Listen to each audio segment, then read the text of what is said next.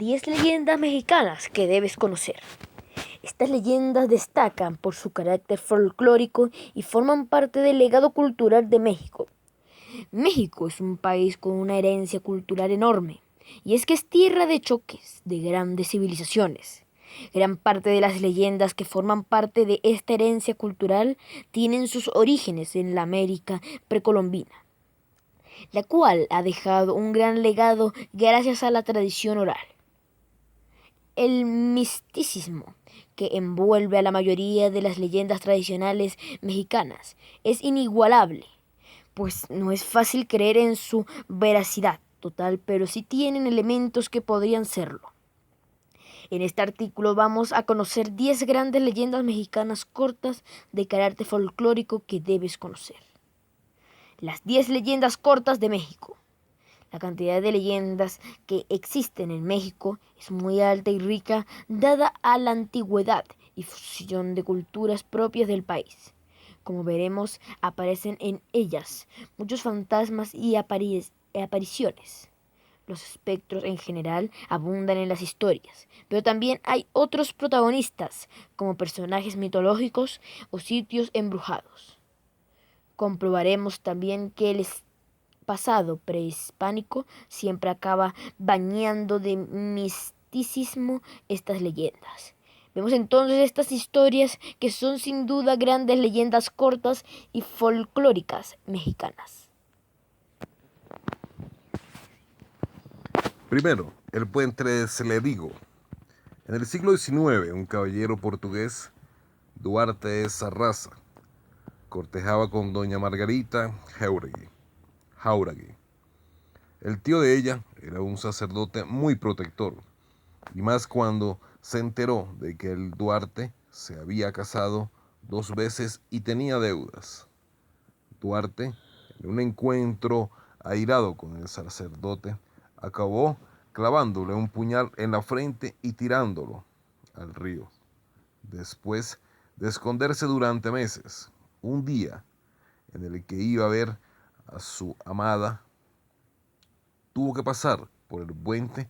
A la mañana siguiente se encontró su cadáver con cara de terror junto a un esqueleto que lo estaba estrangulando.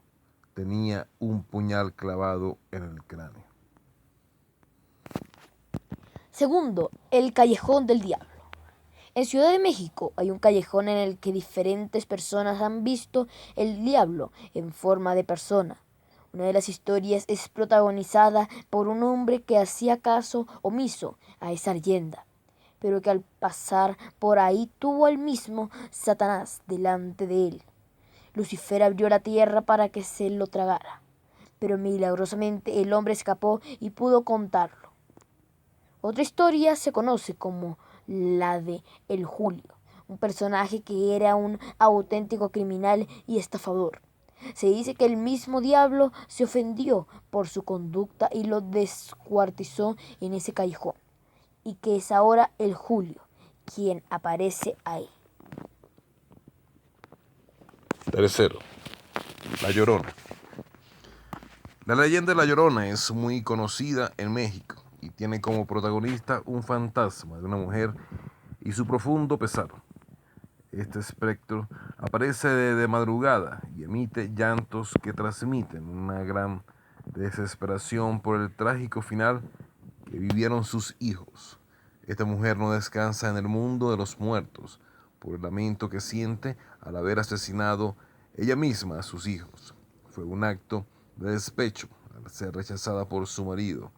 Desde entonces se la puede oír vagando y lamentándose cerca de algunos lagos mexicanos. Otra versión de La Llorona dice que en realidad esa mujer es Malinche, la mujer que sirvió de intérprete a Hernás Cortés. Sus llantos corresponderían a la pena que siente al saber que muchos la culpan del terrible destino de las civilizaciones precolombinas. Cuarto, la piedra encantada. En la población de Fuentes Brotantes, Talpan, Ciudad de México, hay un arroyo con una roca de grandes dimensiones. Se dice que la piedra, tal y como es conocida, es capaz de desaparecer el 24 y el 31 de diciembre. En su lugar aparece una misteriosa tienda.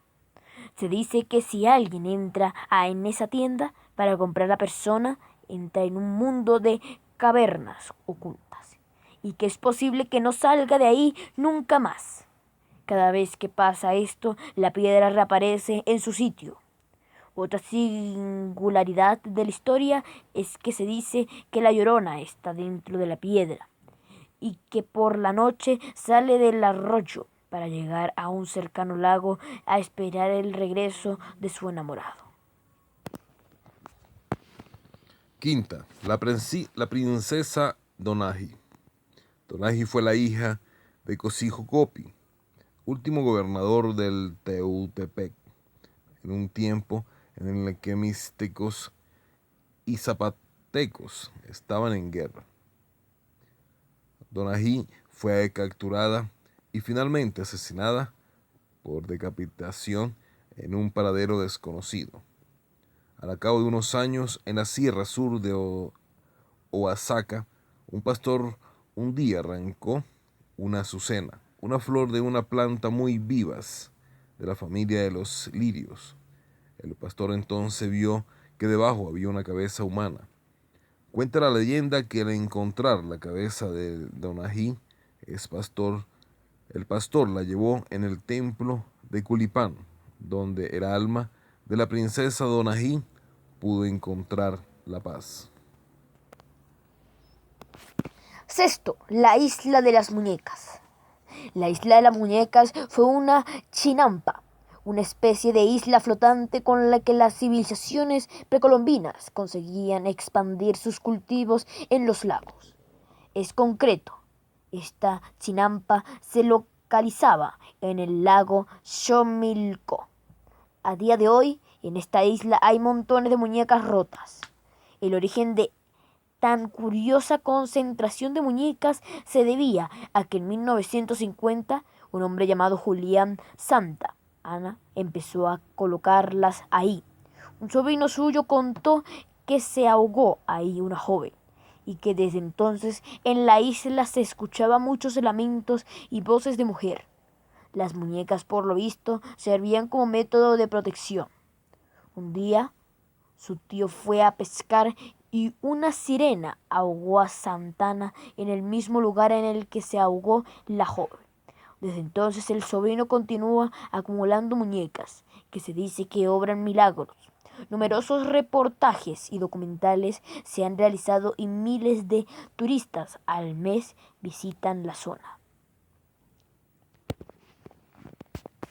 Séptimo, los zopilotes y aspecto y color negro. Según cuenta la leyenda maya, los zopilotes, esos pájaros negros y de aspecto tan extraño, fueron víctimas de un castigo. Una vez tuvieron un colorido y vistoso plumaje, pero sufrieron la ira del rey Usmal. Ese importante rey una vez organizó un gran festejo, pero al entrar al palacio para llamar a los invitados, toda la comida quedó sola en la terraza. Esos pájaros, antes conocidos como chón, aprovecharon el descuido para acabar con la comida. Entonces los sacerdotes cogieron a los zopilotes y le quemaron las plumas hasta dejarlas negras como el carbón. Después la cortaron y la molieron, dando lugar a un espeso caldo negro. Ese caldo se vertió sobre otros zopilotes, y los sacerdotes hicieron un conjuro. Desde entonces estos pájaros tienen que avergonzarse de su aspecto. Octavo, Popocatépetl e Iztaccíhuatl. Popocatépetl e Iztaccíhuatl son el nombre de dos volcanes mexicanos que están juntos en el centro de México. Los nombres pertenecen a un guerrero azteca y a la hija de un jefe de una ciudad azteca. Los dos estaban enamorados y Popocatépetl le prometió a Iztaccíhuatl volvería de una guerra para unirse con ella. Había sin embargo otro guerrero que estaba enamorado de Ixtacutl. Este le contó a la chica que Popocatépetl había muerto en la guerra. Tal fue la tristeza de Ixtacutl que se suicidó. Y cuando Popocatépetl llegó, se derrumbó e hizo lo mismo. Los dioses se quedaron tan horrorizados que los reencarnaron en estos dos volcanes. Noveno, los nahuales. Los nahuales son unos personajes que tienen sus orígenes en la América precolombina. Muchos de los dioses de las culturas nativas tenían la capacidad de cambiar de forma y adoptarla de un animal. Se dice que esta capacidad fue adquirida por chamanes y brujos, usando este recurso en beneficio de la sociedad. Es de este modo como las apariciones de los nahuales son concebidos como muy deseables. Estos aparecen en situaciones en las que alguien puede tener alguna necesidad en los cuerpos de animales y normalmente lo hacen por la noche. Décimo, Panteón Jardines del Recuerdo. Esta leyenda se sitúa en Tlaxmanta, Ciudad de México, y su protagonista es el padre Anselmo, y la importancia de su figura una vez muerto. Este sacerdote no era mexicano, pero en los últimos 10 años se había dedicado enormemente a la comunidad y era profundamente querido. A los 84 años de edad murió y en su funeral llegó gente de todos los sitios. Los trabajadores del cementerio no daban crédito y la tristeza de la muchedumbre era muy profunda. Después de la ceremonia pasaron los días y los sepultureros observaron evidencias de una actividad extraña en la tumba del padre Anselmo. El pasto de la tumba aparecía siempre, estaba muy maltrecha. Un día Vicente, uno de los trabajadores, decidió pasar la noche vigilando. Por su sorpresa, vio a sombras que se paraban en la tumba. La bondad del padre Anselmo era tan que aún estaba de servicio para las almas vecinas con las que compartía descanso, que buscaban confesarse con él.